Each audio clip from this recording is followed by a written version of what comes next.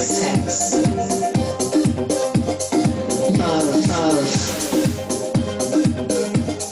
Love from the vortex. Welcome to Fall into the Vortex with Yoli, where we talk about all things love. Fall into the vortex with Yoli. Fall into the vortex. Oh my goodness. Thank you so much for being here with us and tuning in to another episode of Fall into the Vortex with Yoli. I am so grateful and so excited about tonight's episode. That is because I am joined by Dr. Ebony Mcgee. Dr. Ebony, may I call you Ebony? Is that all right? Please. All right. You know how we do. Ebony, tell us who you are, talk to us, and just thank you so much for spending this time with me. Let me tell you something. It is my honor to be here. When I read this book, I said, how is she reading my mind? There are so many parallels between your experience and my experience. And I think maybe that's because our Black womanness, but oftentimes we don't even think about talking about love in academic and educational spaces, but love is the key. So for you bringing this out, bringing your full soul, your full authentic self, it is such a courageous act. And I'm just happy to play a little tiny piece, you know, in your world and in your life. I thank you so much for that, sis. I really do. So who is I? Who is you?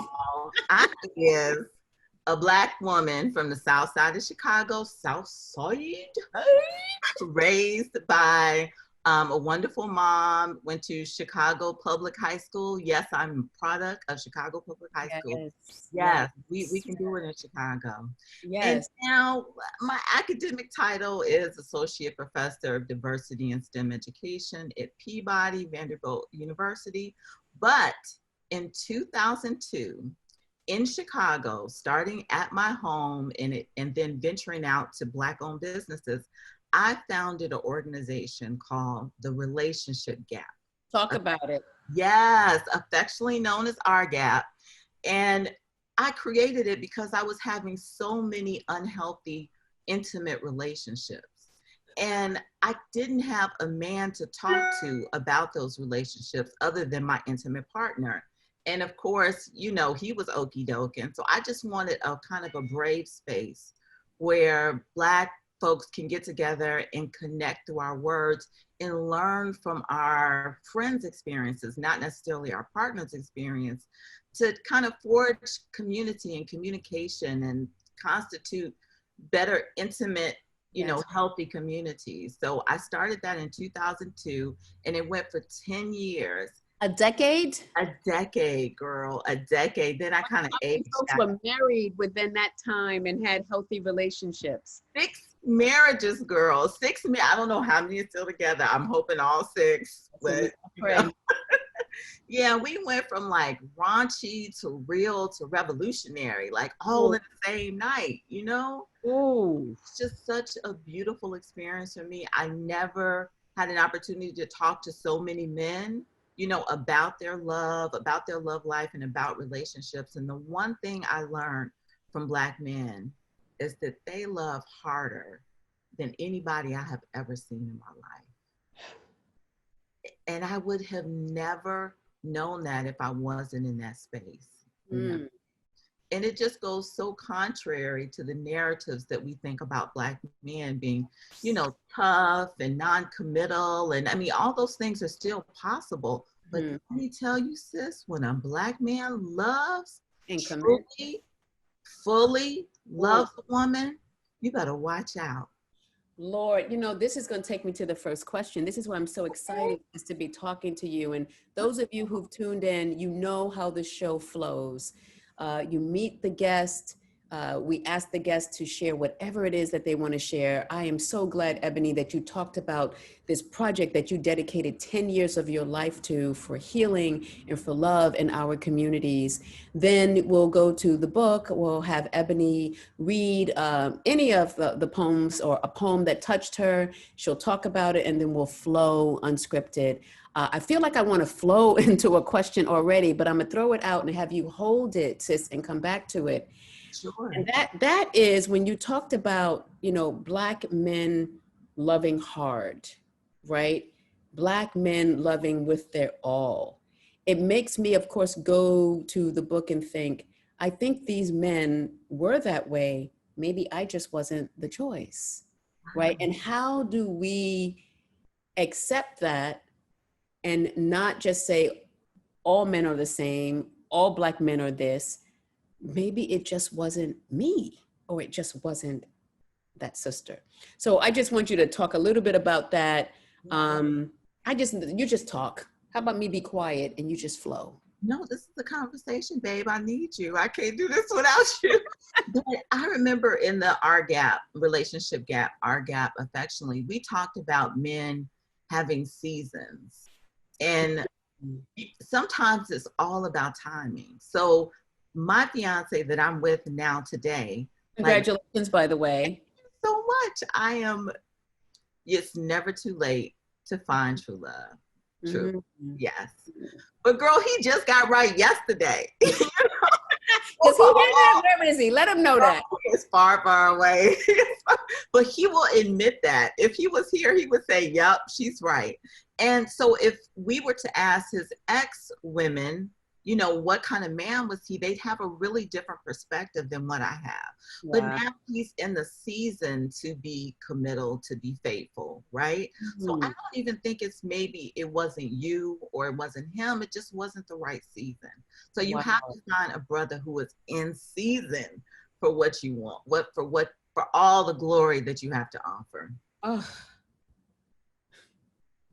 Yeah. This is all stuff I've learned from men, girl. This from listening, from being in that place, in that space. And for that, creating an extra level of security and intimacy where brothers felt really comfortable sharing themselves. And it was so good for me because I was so jaded by stereotypes and perspectives, and me not choosing well in my relationships, that I, center all of that. Well, it must be Black men's problem. And space. And since then, I have met so many fantastic, wonderful, beautiful Black men. So it really gave me a way to kind of dispel the Kool-Aid that I was even drinking. And break the chains of whiteness. Yes. That is in our minds, that tells us about who we are, certainly as Black women, women of color, and who our men are as well. So sis, right on with that. And one thing I want to say that I'm most grateful about, not comfortable, but grateful, is doing this Fall Into the Vortex with Yoli. I have an opportunity to talk to so many brothers of various ages. I love it. About their experience, and talking to my sisters too, talking to married couples, talking to same gender loving couples, like talking to everyone that I can invite, that I feel has had some experience and has something to say, all in the spirit of us healing. And so I just honor you and thank you for that work you did in Chicago. So in some ways, I think in my spirit, I'm trying to open up space for us to have those conversations by bringing folks like you who have deep experience in talking to both brothers and sisters and just talking about love and healing in the most positive way, because that's the way forward for us. We know enough of the negative, how we can move forward. Right. So that was just to honor you. Oh, that's amen time right there. Oh my God. So is there anything else, Ebony, you want to share about, and we'll keep weaving through, because the gap, I think that's something that I want to keep coming back to. And I have a feeling that is going to be our foundation. But I would love for you to turn to the book, From the Vortex. Happy to. And Forever the Teacher. I'm ready to read along. So tell us what page you're on. I am on page 99. 99. And that is in The That's Libra Ron's section. cycle of love. And I am not a Libra, but I in am. past life, I must have been a Libra. You could be a rising Libra. Sis, you never know. Never know. Shall I read? Please read and then just flow into whatever it is in your heart about the poem. Okay. The Libra cycle of love. I am fast to fall in love, but slow to remember how much it hurts when love is not returned. I am slow to realize that my heart has been broken into tiny pieces because as I pick them up, I have already started to love someone new again. Story of my life.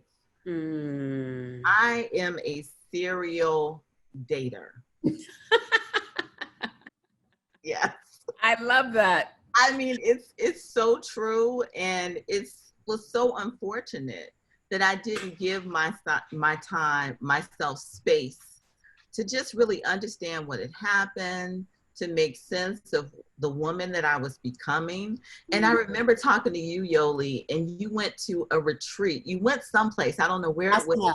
Vipassana meditation, the 10 days of noble silence. By yourself. And I was just like, oh my God, that would just kill me. But why? Why would it kill me to spend time with myself, working on myself, Yes. you know, of getting to understand who I am so I can be a better partner or choose a better partner the next time. But I was so scared, you know, particularly before the R gap, that good men, good Black men, because, you know, that's just what I dig, weren't going to be available as I got older in age.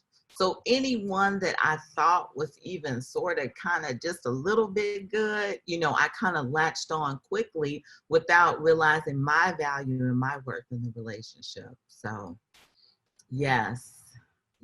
So this poem spoke to me, and I'm glad I'm not still in that place and space. And I'm glad too, sis. I was just saying, wow, I was on mute for a moment because of the alarms in the background, but Oh, can I hear a thing?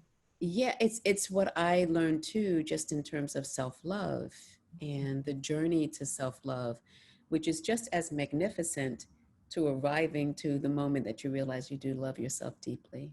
Yes. So say some more, if you don't mind, about waking up to yourself and recognizing that you deserved more. When did that happen? Do you remember the moment? Do you remember the relationship that you had just exited? And what did you say to yourself? And how did you know something had to be different in that particular moment? So I think it may have been about the third or the fourth year of the R gap. Now, I've made a commitment to have this place where folks can voice their own opinions about relationships, but I hadn't really incorporated into my relationship. And this is not to say that all of my partners were unequipped. You know, it could have been just me not really understanding what I wanted. Just because you're a good person doesn't mean that we're supposed to be together. So I had started incorporating that into my life, and my partner responded very proactively by doing some of the things that I was asking for. But it was a trap, girl. It was just a trap to keep me, you know, in a otherwise very toxic relationship. You know what I'm saying? But, you know, even people are so complicated because it's not all toxic, and every day is not a bad day. So when you ride this roller coaster, the highs are high and the lows are hella low, right? But I had kind of gotten used to the drama, right? And it wasn't until probably I moved down to Nashville, which was about 8 years ago, that I realized I don't have to have a drama-filled relationship. You don't. Yeah, it can be. Like drama. Right, it can be. And what I know of you, I have to tell you, if I can just say for a moment, Dr. Ebony, I'm so grateful to Rich Milner, a brother that we both love deeply, for introducing me to your work first. I met you first through your work. Yes. The amazing work you do around women and girls, Black women and girls, and science, and our exclusion from the field. And then when I met you, girl. I was like, where has this sister been all my life? I remember going back to my bestie and saying, oh my gosh, I was just hanging out with Ebony Mcgee. I'm in love. And I like her too. She is super cool. It's super cool. She is like, she had a thing yesterday. She was saying, she described me as her better half. You know, we have our partnerships, and then we have our romantic, as Brittany Cooper talks about, these romantic sisterhoods. And I just thank God for her. And since I thank God for you, because even if it's through text, I feel your energy. I feel your love. I love you, Ebony. Love you And I'm too. grateful for you. And that's why nobody could write a book, a poem, and a chronological, book of poems about love other than you. Like, this makes sense because you make sense, in the space. Wow. And I wish this was like an academic discipline. Like, why are we, Let's let's do something about that. Because well, you see, I'm trying to bring it back. I want to thank Dr. Kimberly Smith out at Lafreda College and her beautiful colleagues. You know, we had that panel, Love in the Time of COVID. And the idea is for us to start normalizing conversations about love within the academy. Because love, I can't speak for other folks, but I can speak for Black folks being a member of that global community. We love and we love deeply. Yes. And we have a love for justice, which is what pushes us to do this work. And I know that you have this love for justice within STEM. You have a new book coming out, if you can just say a little bit about that. But that book, I know, even with you pushing for the title of it, Girl. A Space of Love. So just talk a little bit about, just flow with that for me, if you don't mind. Thank you so much. I'm going to talk about my book in a second, but Rich Milner, speaking about brothers in our life, Rich Milner has helped me with everything, with what to wear on a date. Oh, yes, Rich. Well, he is successfully married. He's successfully partnered. He is very successful in his marriage, has 2 beautiful girls. Yes. And how to not overjudge your man. Like from one cascade to that one. So I definitely want to thank Rich. And I also want to say Naila Nasir came to Vanderbilt a few months ago. Bless that soul, that queen. Yes. She did a talk, and her theoretical frame was love. So you got to get her. I hope you can get her. But oh my goodness, help make that connection. I would love to have that on Fall Into the Vortex. Like today. Yes, yes. And I was so surprised that, I'm surprised when anybody talks about love in these spaces, because we're so unloved as Black, students, faculty, staff. We're so unloved. So the fact that she even brought that to Vanderbilt, I thought was just awesome. It is beautiful. They didn't do nothing about it, but that doesn't take away from her shine. So my book, absolutely, yes, is called Black, Brown, Bruised: How Racialized STEM Education Stifles Innovation. And I want to give a shout out to Dave Stovall, because he wrote my foreword. Yep. Yeah. Another fierce warrior. That brother right there. Yes. That title is beautiful. Thank you so much. Can you talk about it? Can you talk about, I get the Black and brown. Talk about the bruised part. Yes.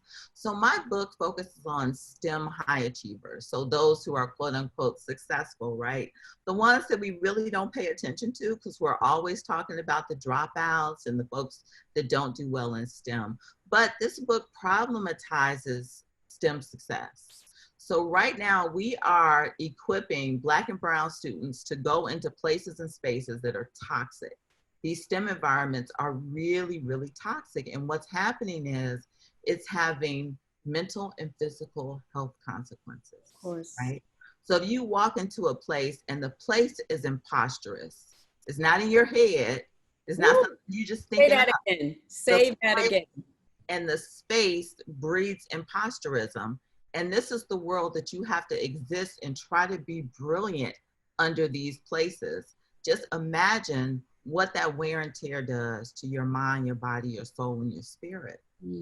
That is why we are having an exodus of graduated. These are people who have their degrees in STEM, who enter the STEM workforce stay in for 2, 3, 4, 5 years and don't want to do any STEM for the rest of their lives because they've been so abused and bruised. The whiteness is The toxic. white, male, patriarchy, middle class, able-bodied, slim, Christian or atheist, middle to upper middle class, like that whole paradigm exists within STEM environments in my research to a greater extent than many other disciplines. Wow. Yeah. Yes. So there's something about that STEM that's like hella vicious to Black and brown bodies. And then folks will be the first to say, oh, we can't find any competent computer scientists who are Black or brown. We can't find, no, we're there. You just make the spaces so unwelcoming that we leave. Or you don't hire us in the first place. Or you don't hire us in the first place. Especially if our degree says HBCU on it. And I'm a proud product of an HBCU, North Carolina A&T, Aggie Pride. Yep. So when people trying to tell me they can't find them, I'm like, have you been to my school? Have you been to my alma mater? We here. But I'm sick of asking like big tech to come hire us. I'm sick of begging for jobs in places and spaces that are still, elitist and steeped in white supremacy. I'm talking about give us some reparations, give us some money so we can start our own big tech companies. Starting our own is the way. And I mean, shout out to the brothers and sisters who opened up. I don't know if you heard about this, but the first ever Black owned stock exchange open. Yes. My people. So this is just not Afrofuturism at this point. In this moment, we are doing the thing. That's right. We are doing the thing. And what you write about, sis, because what I feel, you don't just diagnose and repeat the problems or the issues. We know those. You engage, you remind us of what, as Jamila Liscott would say, we're fighting for and against, but you also show a way forward in your work. Yes, can you just talk a little bit about the book, if you don't mind, and then we'll circle back, because I do have a question about love. Okay. And this is related to love. Sure. Talk about your love for the field, for the people, your love for the title of that book and the topic of that book. Why now for you at this point in your career? Because I should have been flying in my car. Ooh. The proposition that I'm trying to make is leaving 50% of the entire US population out of STEM innovation and creativity is limiting STEM. There are studies to show that STEM innovation is actually stagnant. And it is because we don't appreciate folks that don't look like the folks that went to the same schools, went to the same universities, taught by the same teachers, and produced the same type of, not just whitish, but racist products, right? And very narrow, because the lack of diversity and like the embodiment is also the lack of diversity of ideology and approach and so forth. So, you're losing out across the board. We are losing out. We should be flying in our cars like right now. That is how much we have suffered for not having, diverse bodies, backgrounds. And I'm just not talking about Black and brown folks. Some of the smartest people in the world are homeless folks. Like, have you ever talked to? And creative. Creative. Talk about artists and lyricists. And a social foundation to understand humanity. Like, there are so many people that we could really include in the tech ecosystem.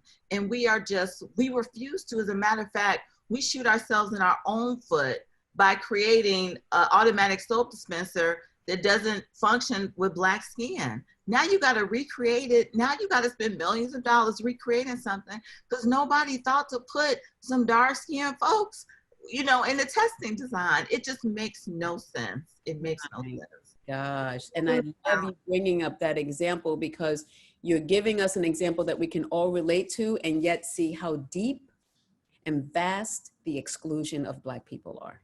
In the most simplest everyday actions. Everybody has to wash their hands, especially now during the Rona. Especially now, right? And if you've ever went to those, particularly in the airports, and couldn't do it. And then the white lady next to you has no problem, and you go over there, you still can't do it. I remember Bettina was talking about that during one of her one of her talks. She's like, even the doggone soap dispensers and the automatic sinks are racist. Are racist. Yes, they are. Oh my gosh. I mean, I have 100 examples. That's just one that we can all relate to, but it's so many different examples, even in medicine. You know, to get a kidney, you are negatively penalized if you are African American, no matter what your health scores are. What do you mean? What I mean is, to get a kidney, there's an algorithm that these scientific medicine uses. It's an algorithm that everybody uses. And if you are African American, you are dinged, you are penalized from that list of being a kidney transplant. Yes. Oh my gosh. Yeah. So when people talk about race in medicine, they just want to talk about, you know, the consequences of living in poor neighborhoods, et cetera, et cetera. But it doesn't matter. Even if you don't live in a poor neighborhood, you are being biased in so many different ways, you know, through our medical system. And not a lot of people are talking about it. Two that are Dorothy Roberts and Ruha Benjamin. Yes, and I listened to a fabulous talk by Haymarket Press that they gave. Yes, that was awesome, and it's making me think also of Harriet Washington's work, Medical Apartheid. Yes. Historically, she goes back. And brings forward all of the ways in which, particularly Black female bodies, have been used as experimental. And our babies. Oh, Lord. I did not mean to go there. I am sorry. No. I just want to thank you for your love of us and your love of us enough as it manifests in the field that you've chosen to raise our consciousness, as you just did now when you told me about the algorithms for kidney transplants. I mean, I shouldn't be surprised because everything in this world is so systemically racist and just focused on whiteness. I should not be surprised, but I will admit that I am surprised. That's because they tell you that the medicine is the great equalizer. You know, if medicine is supposed to be considered a do-good field. So we're less apt to think of medicine being racist. But if everything is racist, then medicine must be. That field is racist too. Sis, let me make a pivot that may not be so smooth, but it does come back to Our Gap and it does come back to the book. When you were reading Love from the Vortex, were there any specific experiences during your decade of hosting Our Gap that you thought about? In other words, did you see any of the men that had gone through your program reflected in the men in the book? Does that make sense? Definitely. Yes, it's and it's just like, that's why I feel like you've been here before, because it was just so full of a rich array of experiences that I've heard being said, or even, you know, even people proposing during the relationship gap. I mean, it's just such a variety of the ways in which we love and we are loved that it just made me think like, wow, Yoli, you're something special, you know, but my question for you was, I had a question. Are these all personal, or are you also picking up stories, you know, from the hood or from your posse as well? I muted myself because of the sound. Sis, they're all personal. Wow. They're all personal. And for those who've watched the show before, they also have heard me say that the men knew about the project. The men chose their own names. And it was, you know, it's so amazing that for each poem, I can think of a situation, a moment, a conversation, a touch that I experienced that's connected to that poem. So some of it in my mind, there's my phone, sorry, might be moments of fantasy that I wish would happen, but it was still all within the context of the relationship with that lover. My fantasy, my real experience, my desires, my pain, my joy, all real. I mean, it seems so clairvoyant. Were you journaling throughout the relationships, or was this just all one, recall? No, that's a beautiful question. I've been journaling all my life. Like I said, I've been writing poetry for about 35 years, but I have journals, at least from the last 15 years. And I've kept a journal on everything, from infidelity in my relationship with my husband to my miscarriages, like everything, because I write to free and heal myself. In Wow. this case, the poems, in some cases, were the journals, right? Like this was the writing that I was doing to understand what was happening. And when you said it's clairvoyant, that's so insightful, because there were moments, sis, that sitting in this relationship with this person, and as I read back, I was writing through a moment that was to happen, and also writing my way out of it, but I still remained. Wow. I don't know. I know that sounds kind of strange, No, but that's no, kind of the line of traveling time. yeah. Tell Oh my goodness, that resonates so much with me. So that's what I was trying to tell you. Even though I was having these experiences in the relationship gap, as the facilitator, they weren't coming home with me, And I'm just like, shame on me for not taking this rich experience from these beautiful brothers who, shared their souls, and taking that and making my relationship better. So we are here in so many ways, but we are, yes. but sis, you eventually did, I right? did. I mean, as you think about Mhm. your fiance now, and even before we got on camera, when I asked how he was doing, just the beautiful things that you said about him, you did listen. Maybe you didn't, as we would say in the academy, operationalize it. You didn't operationalize it in that moment, Yes, but yes. you listened, I sis, and got you listened there. deeply. That's right. That's right. Can you believe it that this is actually the end of our time? Like, Oh how my crazy goodness. is it? It felt like 5 minutes, I but loved it. this is how we end. We Yeah. end, sis, on your words, and you can either offer advice, and if anyone's in a position to offer advice, it would be you. Oh my. Um, you can offer advice. You can say, you can do anything that you would like our audience folks to hear and to know. It's all on you. Okay. Just 1 second. Let me think deeply about this. I guess I want to say that